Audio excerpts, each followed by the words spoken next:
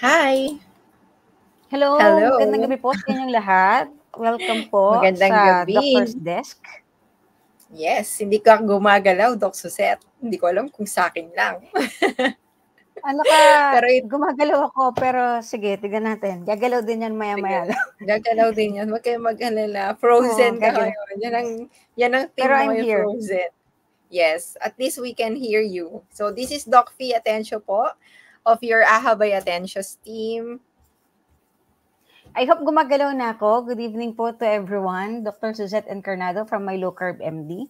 Maraming Yes, salamat po sa paki-comment inyo. down. Nakasabay po, nakasama namin ngayong gabi. Paki-comment naman po kung gumagalaw na po ako.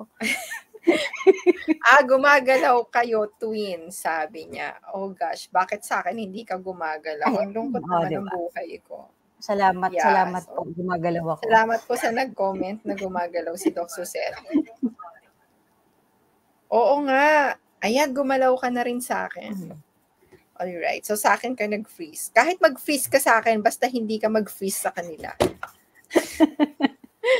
So anyways, guys, last week tayo po ay nag-discuss about preview and overview ng ating blood pressure. So ang topic natin at series natin ngayon ay alta presyon o hypertension. At nung nakaraan, kung inyo pong matatandaan, nag-discuss po si Doc Suzette kung ano po ang hypertension na tinatawag, ano ang normal range ng blood pressure, at ano din yung iba't ibang stages kasi may stages din po ang hypertension, and at the same time yung types of hypertension, which is the white coat hypertension at yung mask hypertension. So wag kayong mag-alala, wala tayong pa-quiz.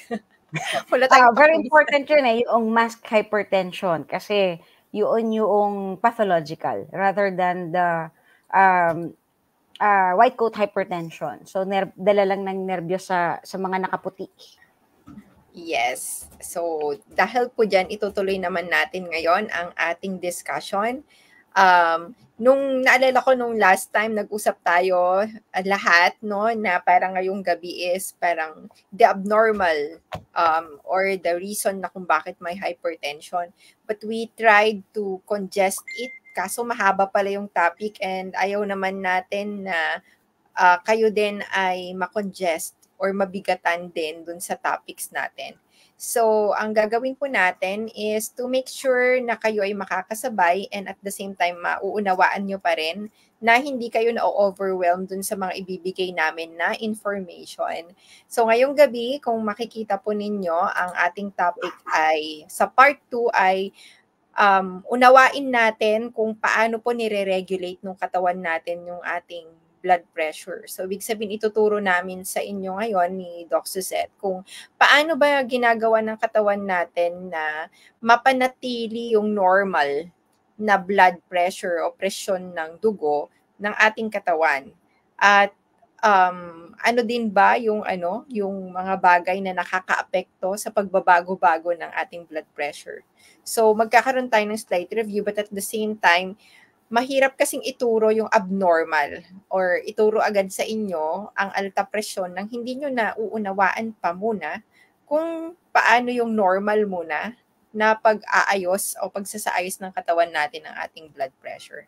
So, ngayong gabi, akin pong ipapresent sa inyo for our part 2 of our hypertension series, yung ating normal regulation of our blood pressure. So, umpisahan na natin para mamaya mas marami tayong time for insights, especially additional info from Doc Suzette and other things that we might be, parang we might need to discuss more or pag may mga na-miss ako with this discussion. So that we will end this night na okay na tayo sa part na to so we can move on to our next topic. So again, hello sa inyong lahat. Yan, maayong gabi. Andito po, kahit nagpapalit tayo ng schedule, andito pa rin si attorney. Si Bern, andito din. Magandang gabi. Kahit next week pala, we are back to our old schedule. So yes, balik kami ng Tuesday, 8 p.m. Yes. Good evening, Bern. Ay, gabi-gabi na naman tayo every Tuesday. Mukhang mas maganda talaga yung schedule na yon for us, all of us. So, i-maintain natin muna ang choose date. So, every Tuesday night, kami po ang inyong ka-date, alright? So, now let's go on to our topic. So, alta presyon, part 2. Okay. Ayan, wait lang po ha. At may mga naka-open akong windows. So, blood pressure. We are going to talk about blood pressure. So, meron akong mga pasyente nagsasabi, may blood pressure po ako. Yes, may blood pressure po talaga tayo. Lahat tayo ay kailangan magkaroon ng blood pressure. At kapag wala na tayong blood pressure, tayo po ay hindi na po nabubuhay sa mundong ito. Kaya napakahalaga po ng blood pressure. Ang kailangan lang natin ay mapanatili natin na ang ating blood pressure ay nasa normal range. At mamaya babalikan natin yung normal range.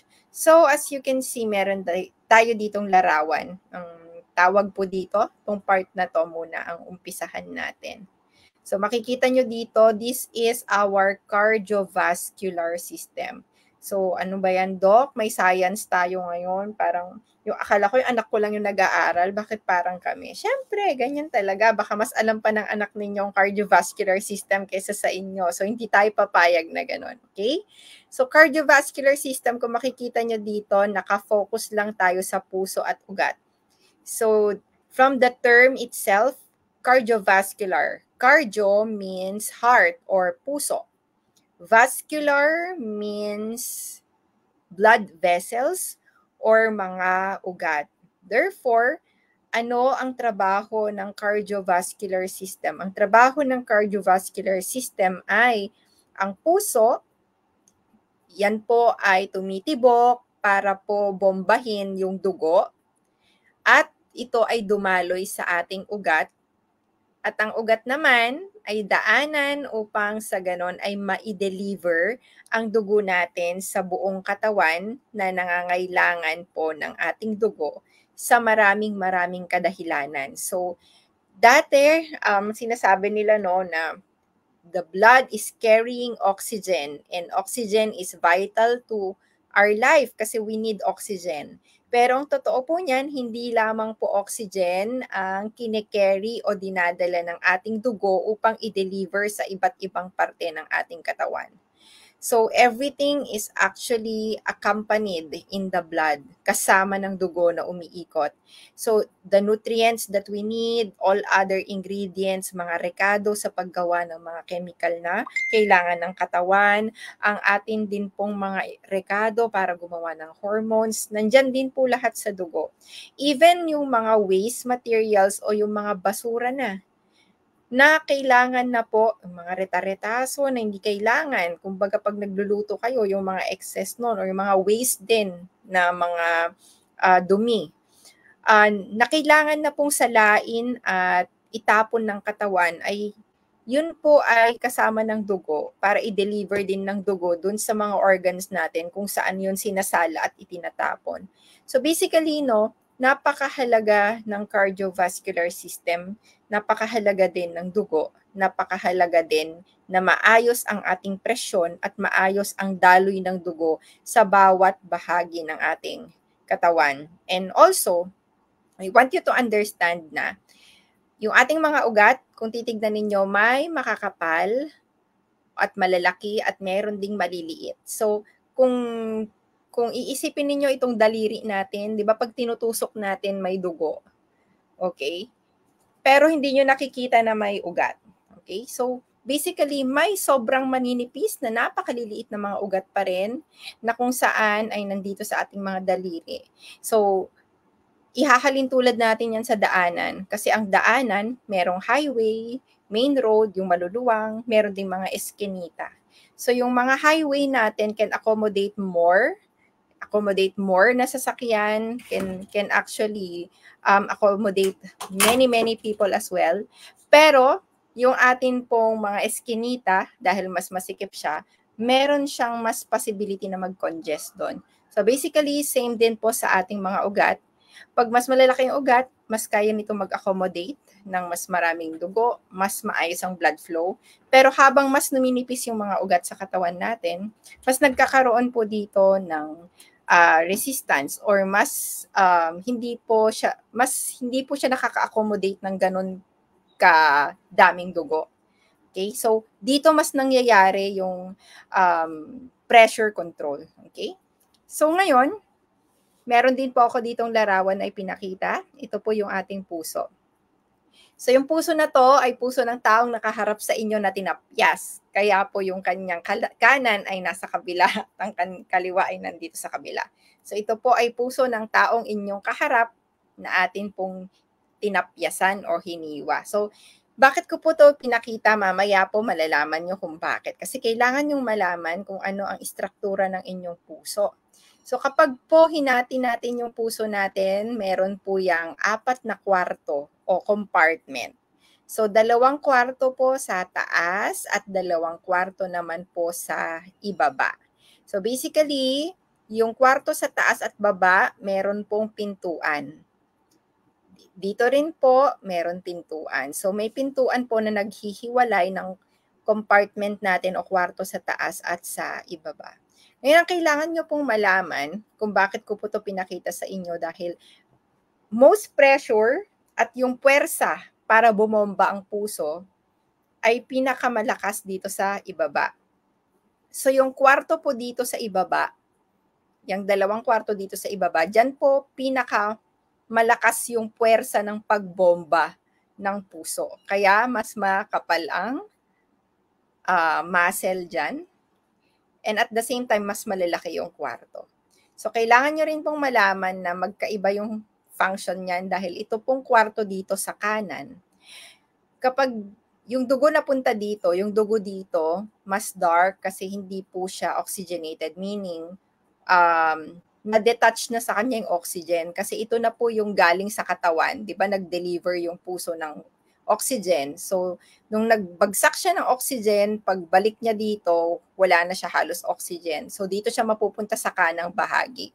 So, every time po nabobomba ang puso, ito po ay pupunta sa baga. So, lahat po ng nasa kanang bahagi ng kwarto na ito ay pupunta sa baga. Kasi pupulot siya ulit doon ng oxygen. Ito naman pong lahat ng nasa kaliwa. Ito na po yung galing sa baga. So, lahat na po ng dugo na nandito po sa kaliwa, pag binomba po ito ng puso, ito naman po ay diretso na sa ating katawan para mag-deliver ulit ng dugo na may oxygen. So, basically, ganun lang po yung nangyayari. Pupunta po siya sa kanan, pupunta sa baga, pupulot ng oxygen, babalik sa kaliwa, and then made-deliver ulit siya sa katawan. So, next po natin, 120/80 millimeter mercury. Na-discuss po ni Doc Suzette nung nakaraan ang tinatawag na blood pressure. At meron tayong normal range of blood pressure. Actually, 90 to 120 na nasa itaas, over 60/80 is the normal blood pressure. Yun yung normal range. So 90 to 120, yun yung nasa itaas, and 60/80, yun naman po yung nasa ibaba. So yung blood pressure, as explained by Doc Suzette last week, ito yung pressure na kailangan pong i-exert ng ating puso upang mabomba yung dugo sa ugat. Okay? At ito po yung pressure na name-measure kung saan ang measurement po na to ay kung gaano kalakas yung puwersa na tumatama dun sa pader ng ating mga ugat. Yun po ang blood pressure. So, uulitin lang po natin. Ito pong nasa itaas. Kung titignan nyo po itong larawan. Yung 120, ito po yung nilecture nung nakaraan ni Doc Suzette, nagre-review lang tayo. This is the systolic blood pressure. So when you say systolic blood pressure, ito yung presyon ng dugo pag nagbomba siya. So di ba kanina pinakita ko sa inyo yung larawan ng puso. Para mas ma-imagine ninyo, kung titignan nyo dito, parang pinisil yung puso dito sa babang part, di ba? So basically, ito yung pagbomba ng heart. Galing siya dito sa pinakababa. Okay? So, yung 120 na yan, guys, ito yung kapag pinisil mo, kunwari yung pump dito sa baba. So para kayong parang kapag ka kayo ng pang blood pressure, 'di ba? Pinipiga niyo 'yon. So meaning pag pumiga po yung puso natin at bumomba siya ng dugo, yan po yung nakukuha ninyo na nasa itaas ng blood pressure ninyo. So kung titignan niyo dito nung piniga or pumiga yung puso, yung mga dugo, ito po yung arrow, lumabas na po siya papunta sa baga at papunta sa iba't ibang bahagi ng katawan. So ngayon, ano naman po yung nasa ibaba? Ulit, yung nasa ibaba ay yung pagpapahinga ng puso. Meaning, yung 80 na yan na tinatawag or normal niyan is 60 to 80 millimeter mercury. Yan na yung makikita ninyo na nagpahinga na. Yung nasa babang kwarto ng puso kasi ready na ulit siyang mag-receive ng dugo. So meaning, pumapasok yung dugo, yung mga pintuan po kung makikita nyo ay open, ang dugo po ay papasok na sa kanya, papunta na ho dito sa ibaba. Okay? So wag po kayong malilito, yung 120 sa taas or yung mataas na numero sa taas, yun ay ang pagpiga ng puso. Ayan, so pumiga siya. And then, dito naman sa 80, yan ay nung nagpahinga na siya at pumasok na ulit yung dugo sa kanya, ready na ulit siya para bumomba ulit. Alright? So, mayroon tayong tatlong factors na nagko-contribute sa ating blood pressure. So, itong mga factor na to, ito yung there are interrelationship of these three that affects our blood pressure. So, merong heart rate, stroke volume, and peripheral vascular resistance. So, ano-ano ba tong tatlo na to? So, isa-isahin natin. When you say heart rate, ito yung bilis ng tibok ng puso natin. So, meaning, lahat ng sitwasyon or circumstances na pwedeng makapagpabilis ng tibok ng puso natin because the normal is actually 60 to 100 beats per minute o 60 hanggang 100 tibok kada minuto. Yun po ang normal na bilis ng tibok ng puso natin. So any instances or any situation na pwedeng makapagpabilis ng tibok ng puso natin more than the normal ay pwede ring makapagpataas ng blood pressure. Bakit? Provided na, for example, hindi nagbago yung dami ng dugo na binubuga at hindi rin naman po bumanat o nabanat yung ating mga ugat. Pero ang nabago lang ay yung ating tibok ng puso. Siyempre, bibilis yung tibok ng puso, mas madami ngayong dugo na nabobomba. And at the same time, nagkakaroon ng mas mataas na pressure dun sa mga dingding o pader ng ating mga ugat. So kailan po nangyayari na normal na medyo tumataas po yung blood pressure dahil sa pagtaas ng heart rate? These are during the time that we exercise. Di ba pag tayo ay nag-exercise, lalo na kung cardio exercise, nagkakaroon tayo ng transient period na tumataas yung heart rate natin. Pinapataas actually natin siya. So, tumataas siya minsan, nagwa-120s or 130s, 130 beats per minute. So, that is the reason why nagkakaroon din ng physiologic o normal lang din na nagkakaroon ng bahagyang pagtaas ng blood pressure during this time. At ito rin yung reason kung bakit hindi kayo agad kinukuhanan ng blood pressure after nyong tumakbo or maglakad. Kaya nga pag pumunta kayo sa health center, for example, tinatanong kayo, naglakad po ba? Malayo po ba? Katatapos po bang mag-exercise? So basically, normal kasi na pwedeng tumaas yung blood pressure nyo during those times. So, magiging hindi na accurate yung blood pressure na makukuha sa inyo. So, you have to wait. Like, you have to rest for about 30 minutes or 15 to 30 minutes para makuhanan kayo. Kailan pa? Yung mga tao na madali silang ma-stimulate ng kape. So, after coffee, hindi rin pwede agad kumuha ng BP kasi nga ang coffee is stimulant. So, pwedeng mapataas nito yung ating heart rate o yung tibok ng puso. So, tataas din ng bahagya yung BP. So, pwedeng hindi din maging accurate yung blood pressure monitoring. Pag kayo ay uminom na ng kape, tas bigla kayong kumuha ng inyong blood pressure monitoring. Another is pag kayo ninerbiyos, kunwari sobrang ginalit kayo ng kapitbahay nyo, ng asawa nyo, ng anak ninyo, hindi rin kayo pwedeng kumuha ng blood pressure agad-agad kasi bibilis po yung tibok ng puso nyo sa sobrang buwisit nyo, okay? So, wag pong ganon. Kaya pag meron kayong minomonitor na, kunwari, kailangan i-monitor ng blood pressure sa bahay, wag nyo munang buwisitin. Saka nyo na buwisitin pag nakuha na yung blood pressure. Okay? Kasi baka akala natin high blood. Yun pala na high blood lang sa inyo. Okay? So, next natin will be your stroke volume. So, ano yung stroke volume? Stroke volume is yung dami. So, it talks about volume. When you say volume, it is amount or dami ng dugo na kailangang bombahin o ibomba ng ating puso. So, kapag mas dumadami yung ating blood volume o mas dumadami yung amount na kailangang bombahin ng puso, of course, mas kailangan itong magbigay ng force o ng puwersa o ng pressure para sa ganon ay maipa-exit niya to or mailabas niya ito, mai-eject, that's the term mai-eject niya ito sa heart. Kasi kung hindi, kung malamya lang yung pagpiga ng puso tas sobrang dami ng kailangan niyang bombahin, hindi niya po ma-eject ng marami or maayos yung dugo na yon. To think na kailangan niya ulit mag-receive ng returning na dugo. So, isa po ito sa nakaka-apekto sa ating blood pressure. And lastly, yung tinatawag na peripheral vascular resistance. So, when you say peripheral, ito yung nasa malalayo. Pinag-usapan natin kanina na meron tayong highway at meron din tayong mga eskinita. So, usually, habang lumalayo ang ugat, mas lumiliit. Kasi habang pumupunta siya dito sa mas pinakamalalayong part natin, nandyan na yung mga ugat natin na mas maninipis at mas maliliit.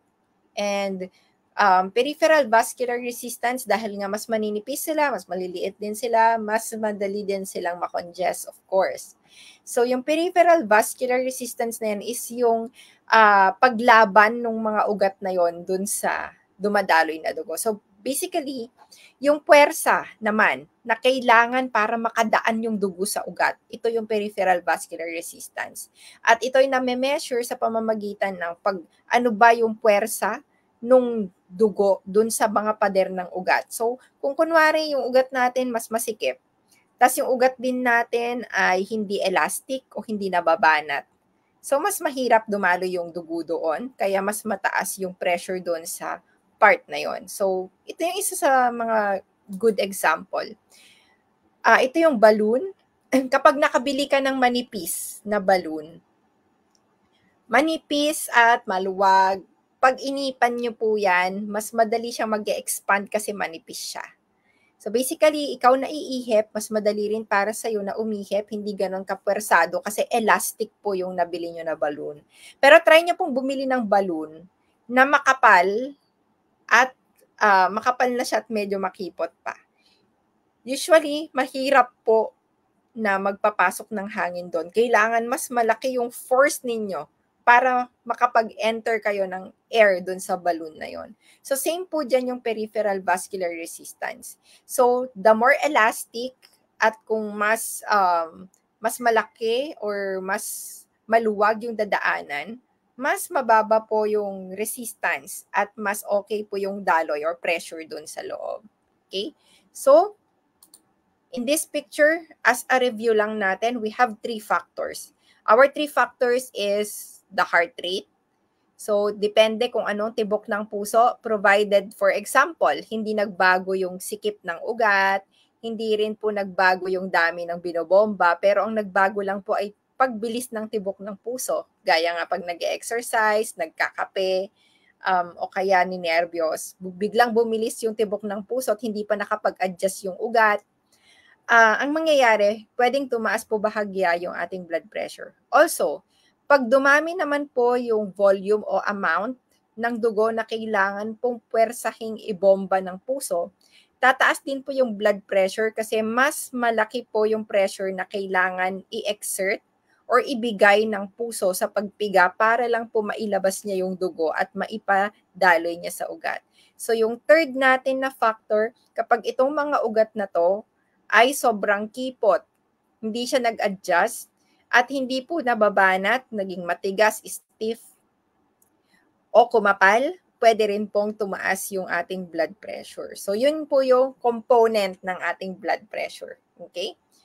Ngayon, pag-usapan natin yung pag-control ng katawan ng blood pressure. Kasi, bakit tayo may normal range ng blood pressure? Actually, ang taas nga nung difference, di ba? Kasi 90 to 120 over 60 over 80. Lalo na yung systolic, yung pagbomba, ang taas ng range. Compared dun sa ating diastolic o yung pagpapahinga, 60 over 80 lang. So, parang 20 millimeter mercury difference lang yung nasa kanya. So, basically, meron tayong mga mekanismo sa ating katawan kung paano po kinokontrol o isinasaayos yung ating blood pressure. Una po is meron tayong mga checkpoint na tinatawag. So yung checkpoint na to, sila yung nag-check kung tumataas o bumababa yung blood pressure natin. And para sa ganon, parang 'di ba yung checkpoint, pag may na-check sila na hindi maganda, nagbibigay sila ng call or nagsisend sila ng signal dun sa main office para sabihin, oh, kailangan namin ng help or oy, merong kailangan gawan ng paraan dito. So basically, meron tayong dalawang checkpoint. So yung isang checkpoint natin ay nasa bahaging leeg. Ito yung tinatawag natin na carotid sinus. Another checkpoint natin ay nandito sa pinakamalaking blood vessel natin, yung aorta na tinatawag. So, hayaan nyo na kung anong tawag dyan kung hindi nyo ma-memorize. Kaya ako to pinakita sa inyo para malaman nyo lang kung nasaan. So, we have two important checkpoints.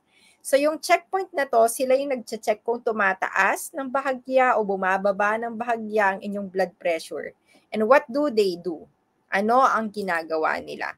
Ang tawag pala sa kanila ay baroreceptors. Pero, for the sake na mas matandaan ninyo, hindi natin sila tatawaging baroreceptor. They are still our checkpoints para mas magkaunawaan tayo. So for example, tumaas yung blood pressure nyo.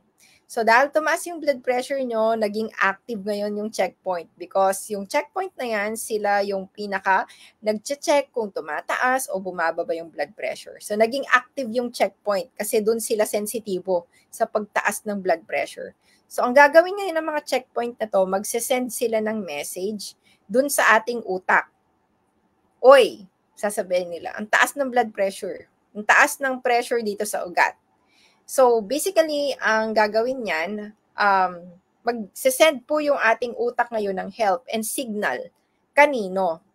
Sila yung magsisend ng signal ngayon sa puso at sa ugat. Yung ating utak, magsisend siya ng signal sa puso at ugat natin at sasabihin niya, o ang taas ng pressure, bagalan ng tibok ng puso, o ikaw ugat, kailangan lumuwag ka kasi para hindi tumaas yung pressure sa mga ugat.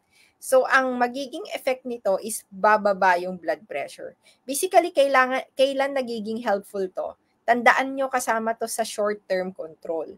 And short-term control, yung gaya ng example ko kanina, kapag kayo po ay nag-exercise, for example, short-term control yan kasi bahagyang tumaas yung blood pressure ninyo after nyo mag-exercise.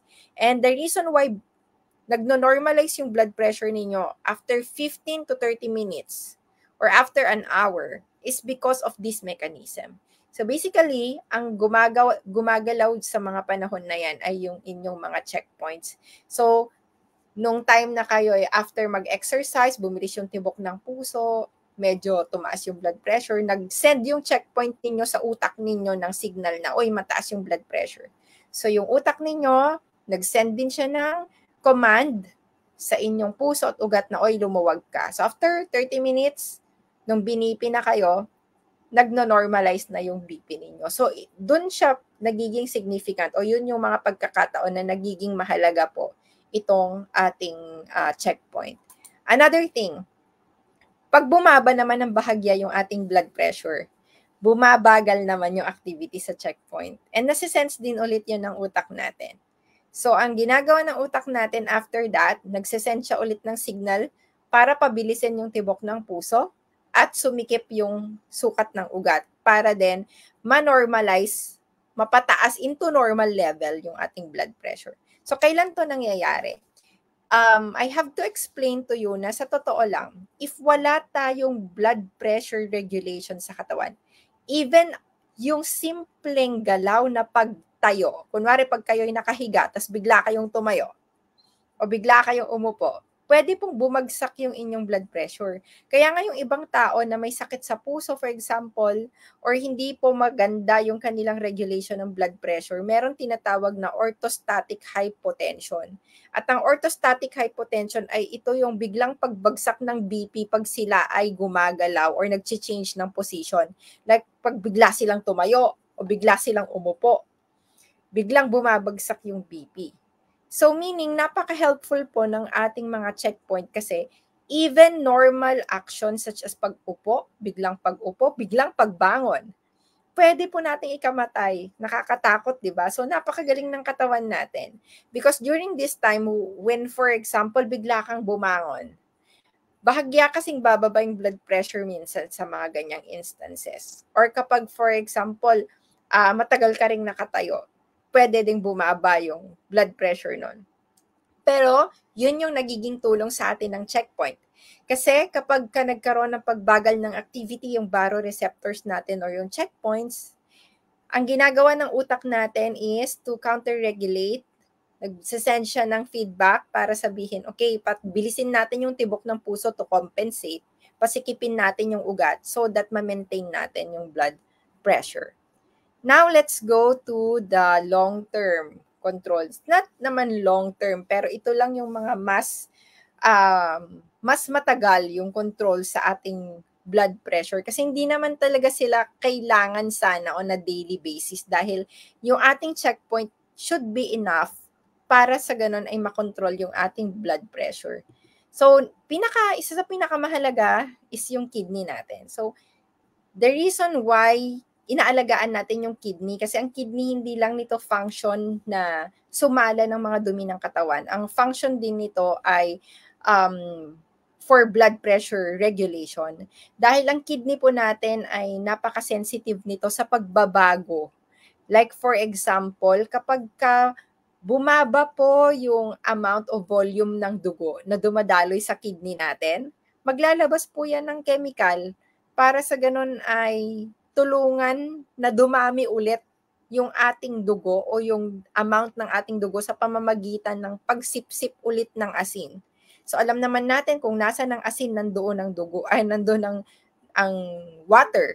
So basically, kapag sinipsip niya ulit yung asin kasi na-sense niya na, uy, parang bumababa yung flow ng dugo sa akin o yung dami ng dugo na dumadaloy sa akin, sabi ng kidney. So basically, yung gagawin niya, okay, sisip-sip ako ng maraming asin. Para yung asin, mag-a-attract siya or magmamagnet siya ng tubig, tataas ulit yung blood volume. Ang kidney natin ay very sensitive din siya sa tinatawag na oxygenation niya. So, merong effect ang kidney both sa pagpapataas ng dami ng umiikot na dugo, yung dami ng amount ng umiikot ng dugo. And yung kidney natin, meron din siyang epekto sa pagsikip at pagluwag ng ating ugat. So basically, si kidney, kapag naglabas na siya ng chemical, may effect yon para sumikip yung ugat, lalo na sa ibang bahagi ng katawan. Bakit? Kasi nga, kailangan sa kanya dumadaloy. So, ang nangyayari po is ganito, in the event na, for example, nag-exercise tayo, ibalik natin sa pag nag-exercise, meron tayong tinatawag na normal na pagsikip ng daluyan ng dugo sa ibang part ng katawan. Kasi kailangan makonsentrate ang dugo sa utak, sa puso, at sa kidney. So, ang gagawin ni kidney kasi pagka kunwari na sense niya na parang hindi masyadong dumadaloy sa kanya yung dugo that time, kailangan niya ng mas marami kasi mas aktibo silang lahat, yung mga vital organs. Pinapasikip niya yung ugat dun sa ibang part ng katawan na hindi naman essentially dapat nandun yung purpose. Ang gagawin niya, papasikipin niya yon, bahagyang tataas yung blood pressure para lang sa ganun makonsentrate yung daloy ng dugo sa kanya. Kasi vital organ siya. Okay? So, ito na rin yung in-explain ko. Naglalabas siya ng chemical. Ayoko na kayong komplikaduhin sa kung anumang chemical yon. Basta naglalabas siya ng chemical, it's the renin. Kung saan nakakapagpataas yon ng dami ng volume ng dugo sa pamamagitan ng pagsipsip ng asin. So, asin, kung saan ang asin, nandun ang tubig. And then, ito rin ay nakakapagpasikip ng ugat na daluyan ng dugo, lalo na dun sa mga peripheral o mas malalayong part para makonsentrate sa kanya yung blood flow. So, other parts of the body that helps.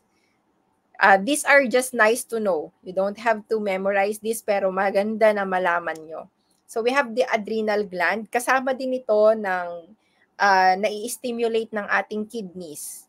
Yung adrenal gland natin, naglalabas yan ng isang chemical na ang tawag ay aldosterone. Ito actually yung nakakatulong para ang katawan natin ay humigop ulit ng asin.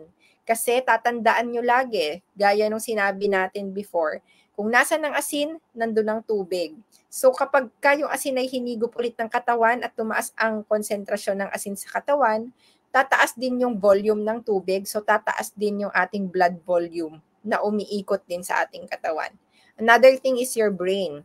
Our brain, may part yung brain natin, which is the pituitary gland, na naglalabas ng hormone na tinatawag na antidiuretic hormone.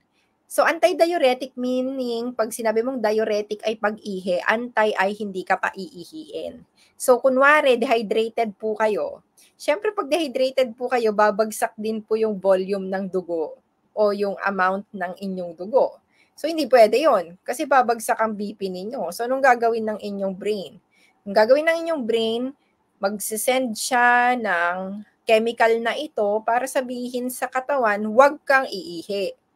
Para makip mo kung ano man yung natitira pang volume ng tubig sa katawan. Hindi mo na siya ilalabas. Kasi alangan naman na dehydrated ka na, iihi ka pa. So, yun po yung isang action nito. Ito po yung action nitong antidiuretic hormone. And lastly, meron tayong nilalabas din yung heart natin. So, tulong-tulong na sila. So, ito po, yung tinatawag na atrial natriuretic peptide, nilalabas po yan dun sa taas na kwarto. Di ba meron pong 4 na kwarto yung puso natin?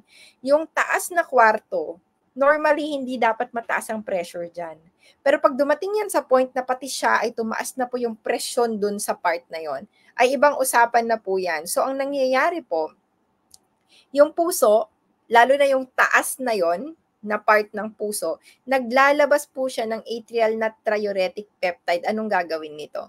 Papaluwagin niya lahat ng ugat para po yung presyon dun sa pinakataas din na part ng or pinakamatataas na kwarto ng puso ay hindi po hirap. Okay? So, yan pong mga yan ay tulong-tulong. So, meron tayong short term, yun yung mga checkpoints natin na tumutulong in our everyday life when we get nervous, when we do cardiovascular na exercise, kapag tayo po ay biglang ninervyos, nagkape, lahat po yan. Pag tayo tumatayo, nagugulat, bigla ka nilang late na pala. So pagbangon mo, dire-diretso ka na maligo. Bakit hindi ka natutumba? Ba't di ka nahihilo at bumabagsak ang BP mo dahil yun sa mga checkpoint? And we have long-term, which are your kidneys, tumutulong yung kidneys, adrenal gland, brain, your heart mismo, lahat po yan. So, ano ngayon ang sanhi ng alta presyon? Bakit tayo nagkakaroon ng alta presyon? Yung una kong diniscuss sa inyo are the normal. Ito na yung abnormal. So, hindi nagwo-work ang feedback mechanism. Ano ba yung feedback mechanism? Meaning, yung checkpoint nagwo-work naman. Nakaka-check naman siya. O pwedeng hindi. Bakit kaya hindi? Kung sakali namang nakakapag-check pa siya, nagsisend siya ng signal sa brain.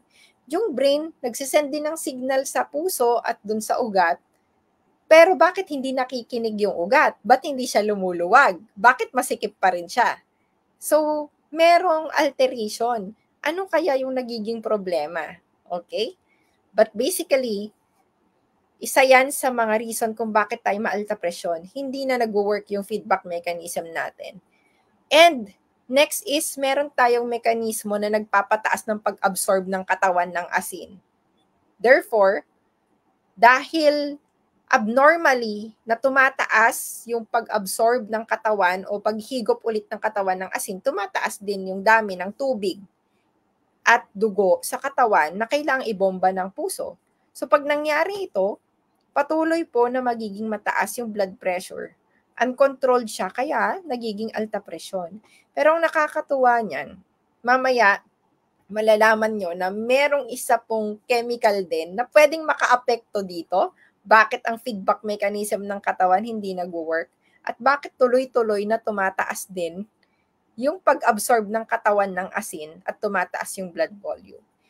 So ano po yung ibang secondary cause ng blood pressure or alta presyon? Because may mga tao na meron silang alta presyon kasi meron silang tumor sa brain.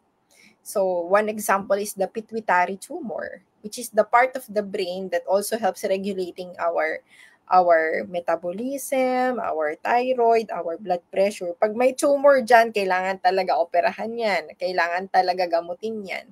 Or else tuloy-tuloy po na tataas yung blood pressure. Pregnancy. Pregnancy normally especially sa third trimester, meron talaga tayong hormonal, nagkakaroon ng hormonal imbalances, and yung hormonal imbalances na yan during the pregnancy, which is normal in pregnancy. May mga hormones na mas tumataas. So, nangyayari dyan, tumataas yung blood pressure ng mga buntis, lalo na sa third trimester. And kapag meron kang problem sa thyroid, lahat apektado kasi pag ganito. Lalo na pag hyperthyroid ka, pwede ka magkaroon ng blood pressure as secondary hypertension. Chronic anemia. Chronic anemia means mababa na yung pula ng iyong dugo. Ang pula kasi ng dugo, siya po ang nagbubuhat ng oxygen. So kung anemic ka po o mapusyaw, mapusyaw ang dugo mo, mababa yung pula ng dugo, mababa rin yung amount o mababa rin yung bilang ng mga pulang dugo na nagbubuhat ng oxygen.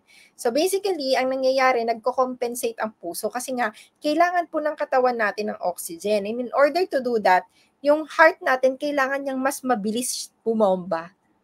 So para sa ganun, mas madaming may deliver na oxygen, ang gagawin niya, dahil konti lang yung nagbubuhat, mas pinapabilis niya na lang yung pagdaloy nila para yung return at saka yung pag-deliver ay mas mabilis din. So, ang nangyayari dyan, nagkakaroon po tayo ng compensatory mechanism na tumataas din yung blood pressure. And of course, kidney disease. Ito ay sinasabi namin kanina, nag-usap kami ni Mike na if you have kidney disease, kung ang cause niyan, for example, is diabetes, pwede ka magkaroon talaga ng compensatory or ng complication, na hypertension, lalo na kung nasisira na yung kidney mo. Pwede rin na may diabetes ka na, may hypertension ka pa, nasira yung kidney mo, dahil nasira yung kidney mo, lalo pang tumas yung BP mo. Ang masaklap pa niyan, kung meron kang high blood, yung high blood mo, nasira niya yung kidney mo, at nung nasira yung kidney mo, dahil nasira yung kidney, lalong tumaas yung blood pressure. So parang double jeopardy, tapos nagkaroon na siya ng cycle, pataas na lang ng pataas yung BP mo. And even infection in your kidney, kaya nga yung mga bata na may infection sa kidney, tumataas yung blood pressure nila. Dahil nga pag nasira yung kidney, guys, nagkakaroon na tayo ng problem at nagkakos siya ng pagtaas ng ating blood pressure. So basically, ito yung ibang mga cause. But hindi na didiscuss sa atin, actually. And I think it will be the first time you hear that insulin also has a great effect in our blood pressure, especially if you have insulin resistance. Meron siyang direct effect in our blood pressure, especially in this part, where nagkakaroon na ng hindi pagwo-work ng feedback mechanism. Yung ugat natin, either ayaw makinig or hindi siya makapagpaluwag. Bakit? Tumataas ang pag-absorb ng asin at tumataas din yung amount ng dugo sa katawan. So, nagkakaroon ka ng hypertension. Bakit?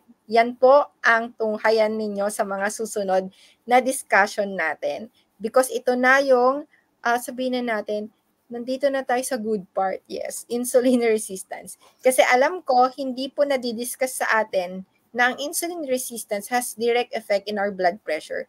That is the reason why, even if you are not diabetic, pwede kang magkaroon ng hypertension. Even if hindi ka obese, kunwari, payat ka naman, Kasi sabi nila, obesity causes hypertension. Payat ka naman pero mataas pa rin yung blood pressure mo. Bakit kaya? Hindi ka pa diabetic pero mataas na yung blood pressure mo. Bakit kaya? So ito po yung i-discuss natin sa ating mga susunod na kabanata. Okay? So, Doc Suzette, insight! Yes. So, Napagod ang lola. ayan. Doc Fee, maraming salamat dun sa makipot, elastic, malaki, pagluwag, bomba. Paliwanag mo dun sa ating blood pressure. So, di ba? Bomba na banat. Ewan ko na lang kung Ayan, hindi nyo oo. ka So napakalinaw maintindihan. nung paliwanag ni Doc Fee regarding sa blood pressure. One of inputs. So, yung heart rate kanina na minention ni Doc Fee, yung mga baka may mga nanonood sa atin ng mga athletes or mga enthusiast ng exercise. Kung mapapansin ninyo, minsan ang heart rate ninyo mababa. Hindi siya tumataas above 70 or minsan 60 or minsan nasa mid-50s lang.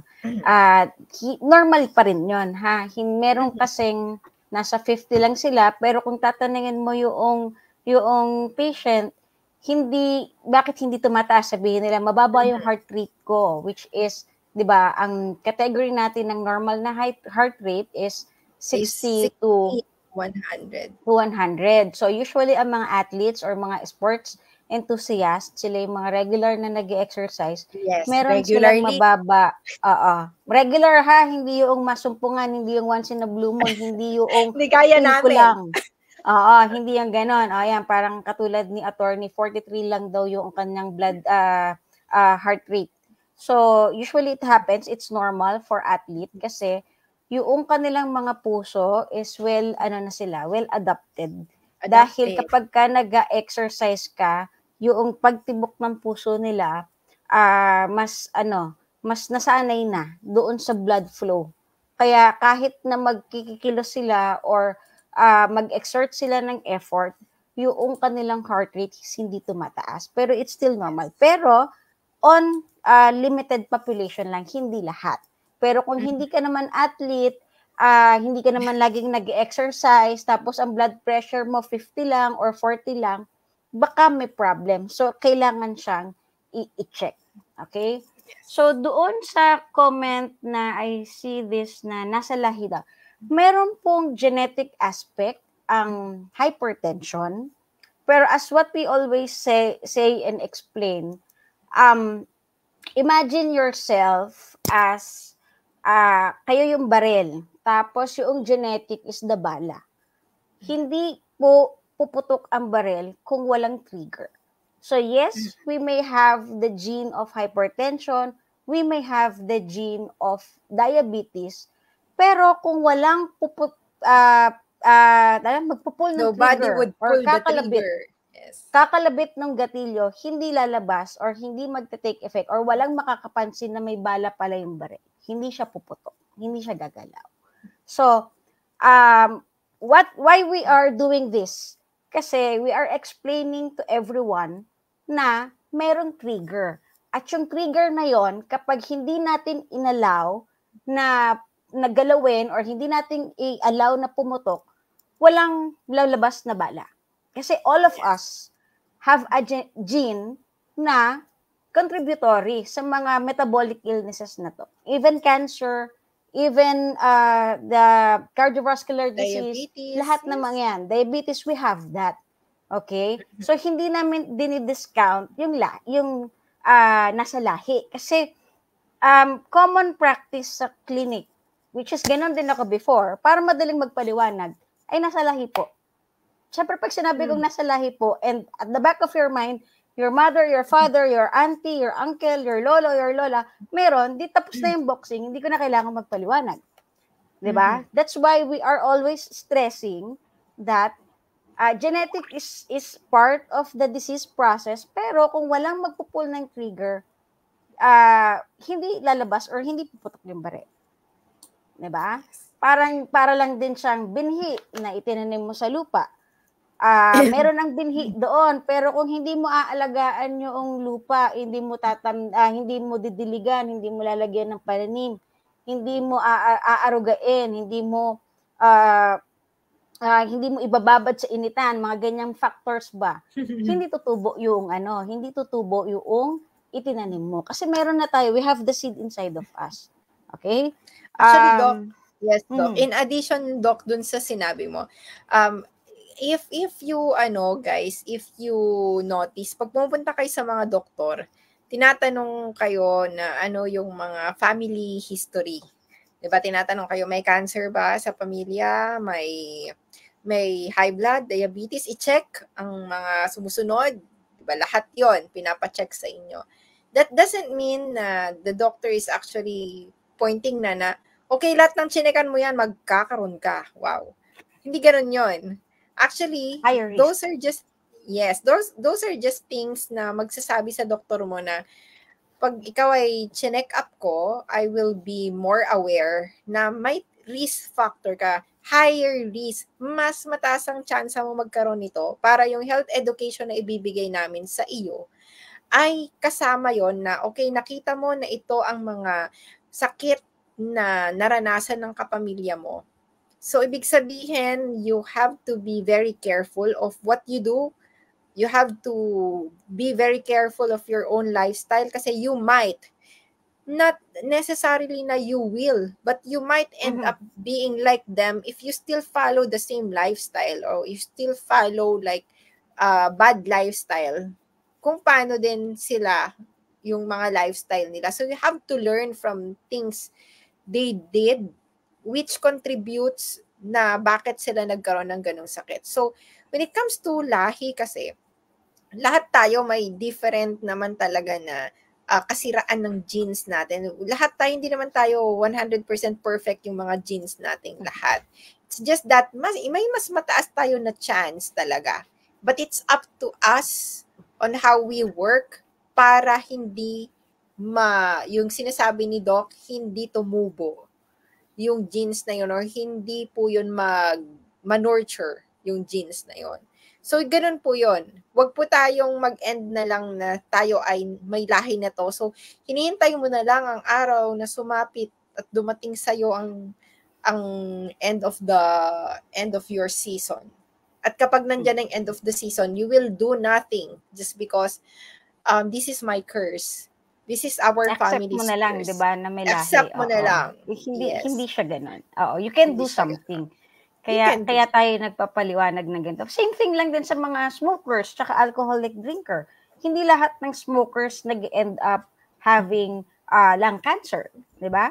Kaya yung mga pilosopo sa kanto marami naman na akong sinigarilyo, okay pa naman ako. Umabot ako ng edad 70, 80, hindi naman ako nagka-lung cancer. So yung mga ganyang dialogue or yung mga sunog atay or alcoholic, hindi pa naman nasusunog yung atay ko. 'Di ba? So may mga ganon. So hindi necessarily they have the gene outright. Yun yung fate mo. Hindi rin porket you are a smoker, you are an alcoholic drinker, same fate.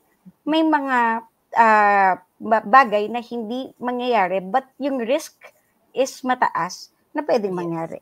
So ayan, papahirapan ako ni Fee next week. So lahat ng mga hormone, lahat ng mga chemical, sinabi niya, pinaliwanag niya. And ipapaliwanag natin next week kung anong nangyayari sa katawan, anong kinalaman ng insulin, kung bakit, kung very bakit. focused. Kasi Doc, alam mo, I don't know if you also parang notice na insulin and insulin resistance were not touched that much noon with the hypertension.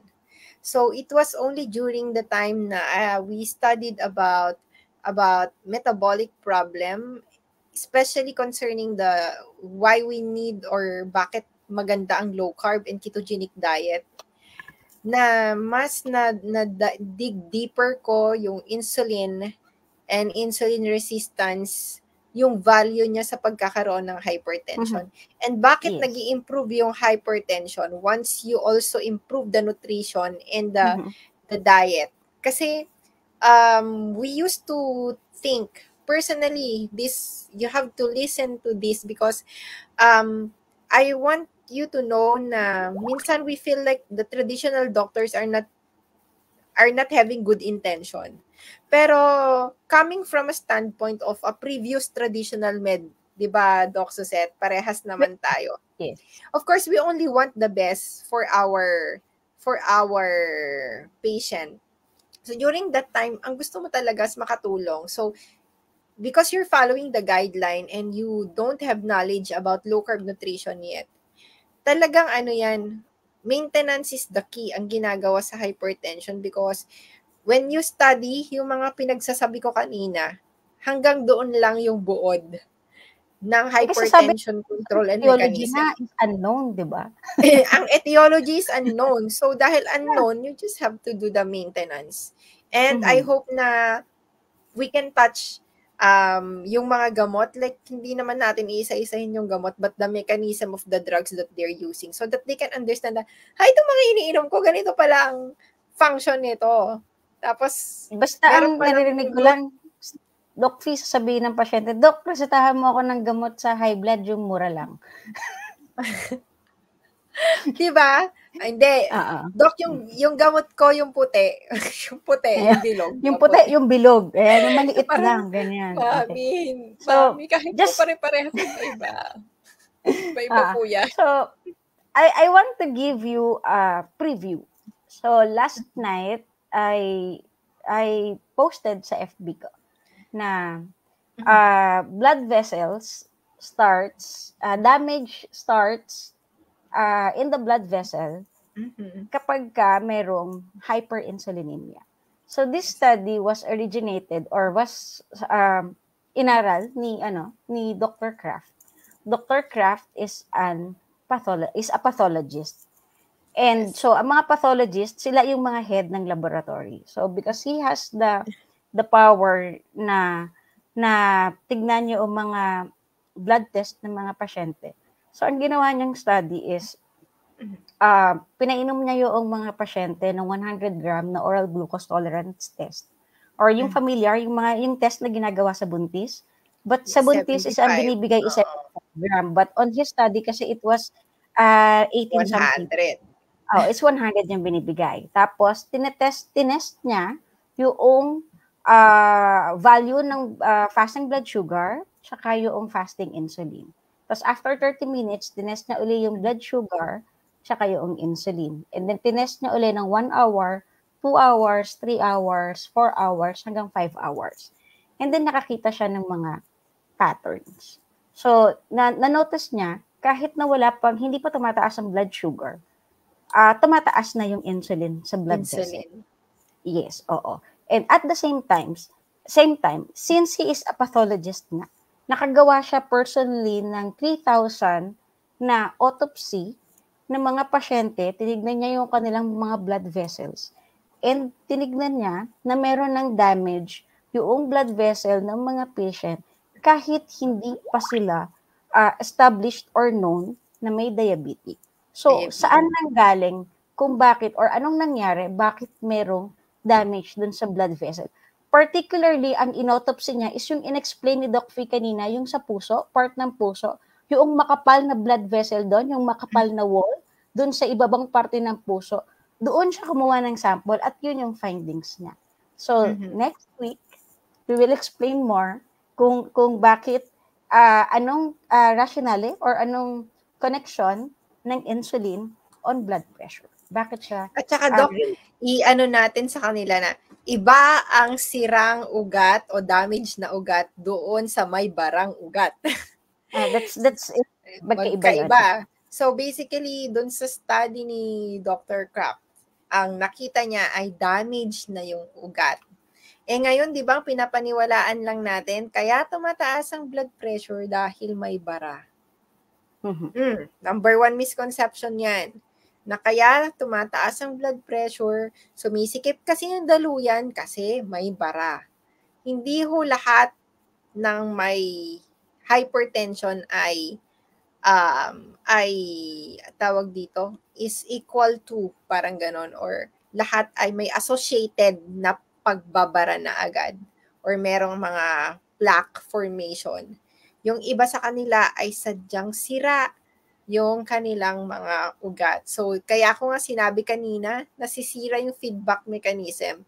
Actually, before, Doc, tinuro na yan. Yung supposed to be may negative feedback. When you say negative feedback, pag tumaas yung blood pressure, negative feedback ng brain, pababain yung blood pressure. Yun yung tinatawag na negative feedback. But what happens is puro positive feedback, which is pataas na yung blood pressure mo, the fire is not working, the signal is not working well. I just thought maybe may problem sa brain, maybe may problem sa hormone.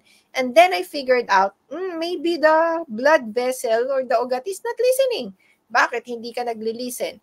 Kung ikaw kayang tao, kung ikaw din ay hindi maayos ang lagay mo, tapos inutusan ka, susunod ka ba? Hindi maganda mood mo. Susunod ka ba? Or may problem ka na makapal na yung mukha mo. O, makapal na yung mukha mo. Yun yung term. Makapal na ang mukha mo. So, kumapal ang mukha ng ating mga ugat. Ayaw niya na mag-listen. So, why does it happen? And that is going to be discussed next week because we are going to concentrate on a topic that is not being discussed thoroughly or maybe not given much attention to even to us during our medical school years Yes, or our trainings. And this is something that we wanted to give you because we want to empower everyone na knowledge is power. So basically, gusto namin na ma-enlighten din kayo the way that it enlightened us.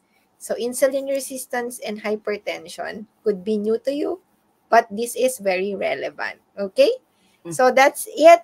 Siksik-liglig na naman po ang ating mga natutunan ngayong gabi. Para po sa mga tao na naka-appreciate sa inyo ng mga nanood, na mga naka-appreciate po ng ating topic tonight, if you know someone suffering from hypertension, please let them know that we are doing a hypertension series. You can share it to them, or you can also share this on your wall so that anybody na pwede pong makapulot ng aral with our hypertension series ay pwede po silang matuto dito.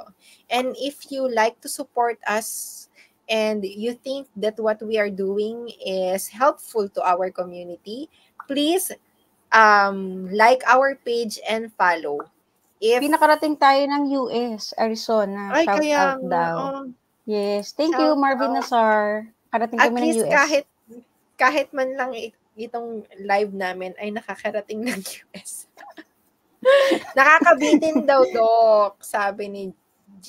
Ras, ay nakakabitin po. Sumasakit na kasi po yung ulo ni ilalamunan pala ni Doc. Sumasakit na po yung lalamunan ko na mamalat na. Madaldal po Don't ako, worry pero po. hindi ko alam. Next week, subaybayan niyo po ulit kami. Tutuloy natin yung kwentuhan, tutuloy natin yung discussion. So, next week will be Tuesday.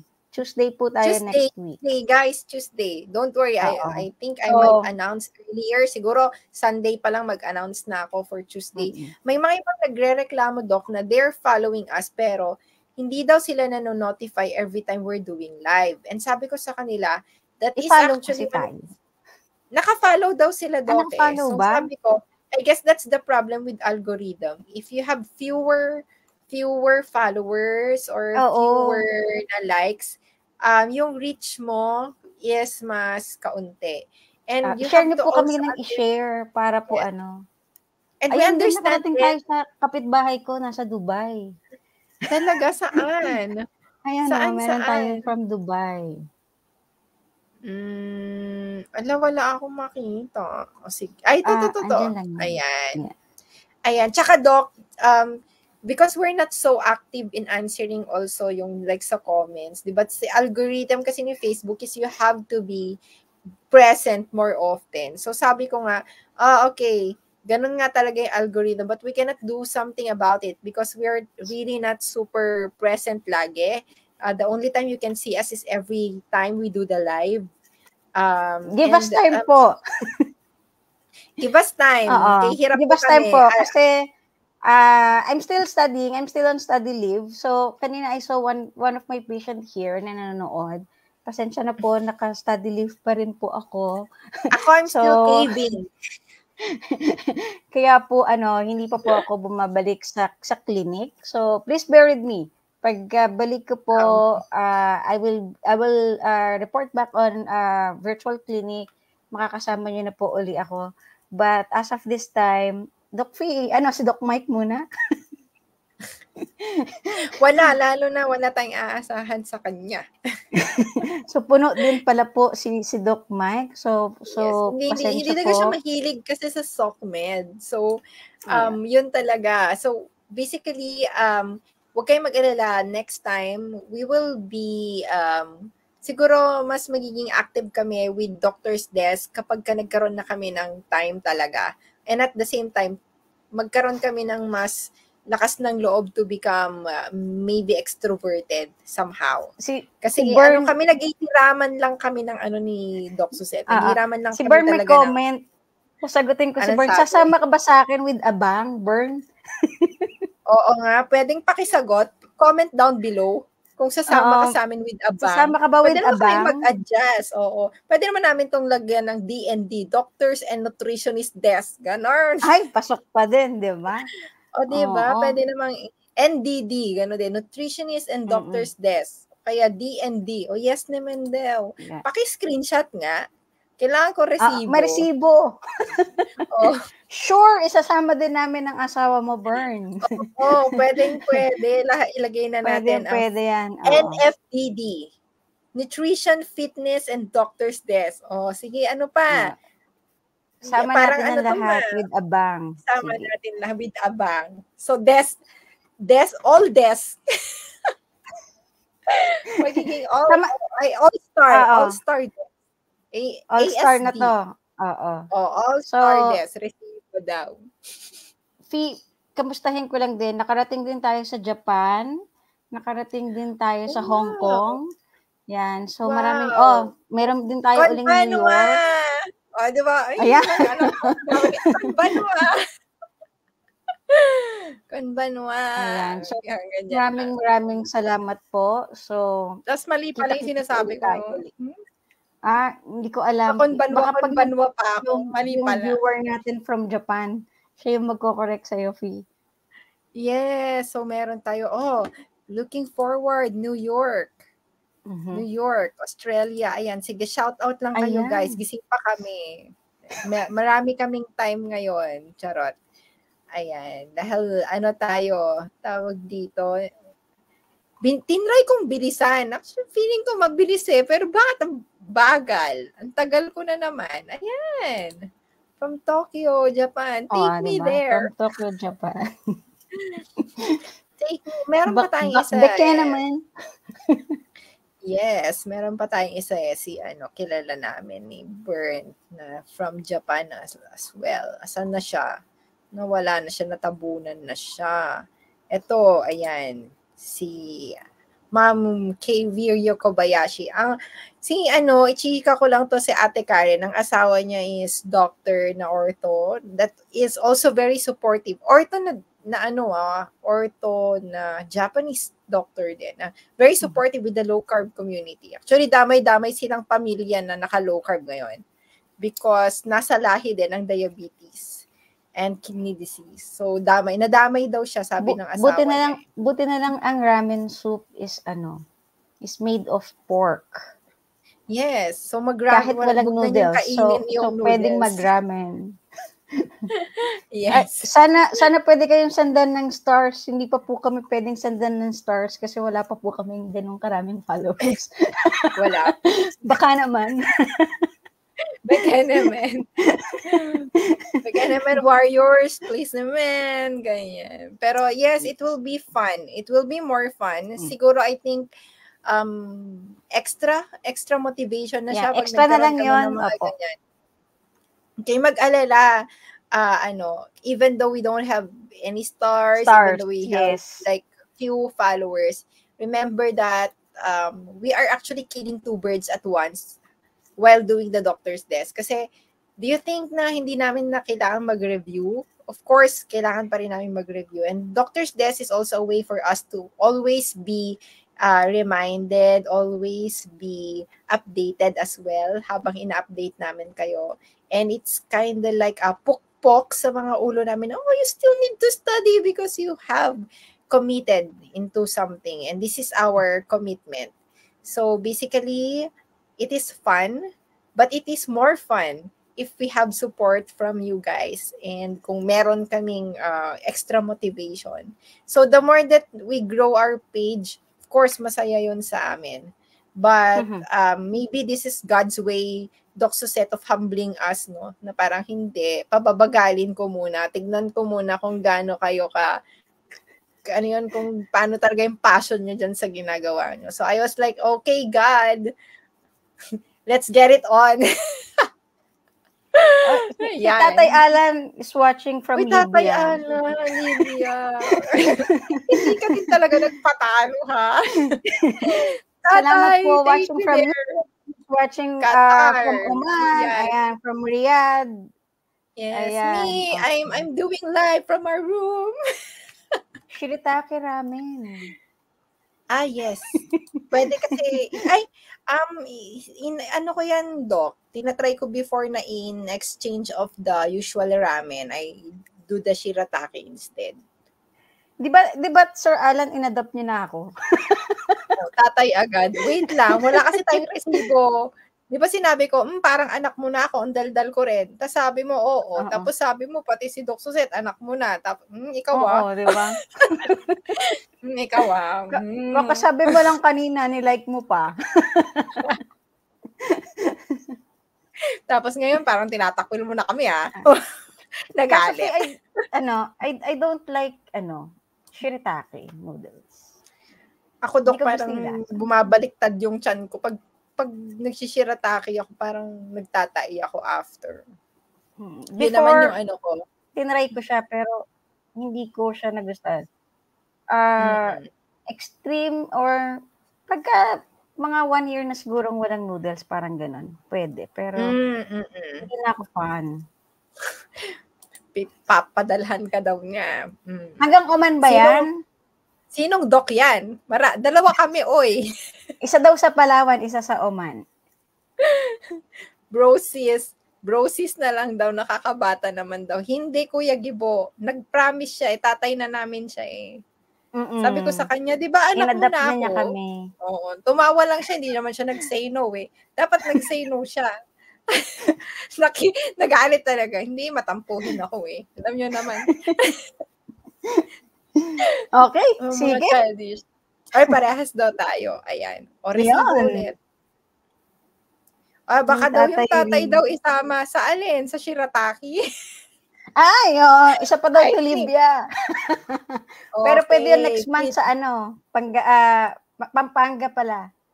Fit Bromel, shirataki, tandaan mo, pag nagbigay ka sa anak, magbigay ka sa ama, bilang paggalang.